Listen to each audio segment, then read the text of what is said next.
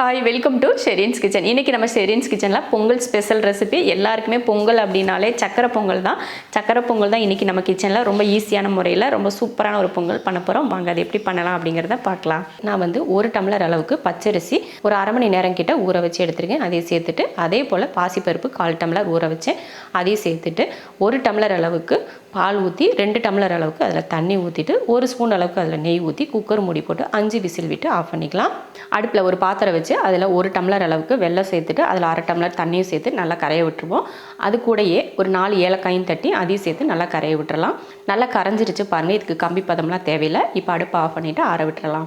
குக்கரில் ஸ்டீம் இறங்கிருச்சு. இப்போ எடுத்துகிட்டு கரண்டி வச்சு நல்லா மசிச்சு விட்டால் நல்லா குலைவாயிரும். இப்போ நம்ம காய்ச்சி வச்சுருந்த வெள்ளைப்பாக எடுத்து வடிகட்டி பொங்கலில் ஊற்றிக்கலாம். ஊற்றிட்டு நல்லா கலந்து விட்டுட்டு இப்போ முந்திரி திராட்சை வறுத்து கொட்டிக்கலாம். உங்களுக்கு தேவையான அளவுக்கு முந்திரி திராட்சை போட்டு நல்லா வறுத்துட்டு இப்போ பொங்கலில் ஊற்றிடலாம். நான் வந்து கொஞ்சம் பச்சை தேங்காயும் எடுத்திருக்கேன். அதையும் சேர்த்துட்டு இப்போ கலந்து விட்டுறலாம்.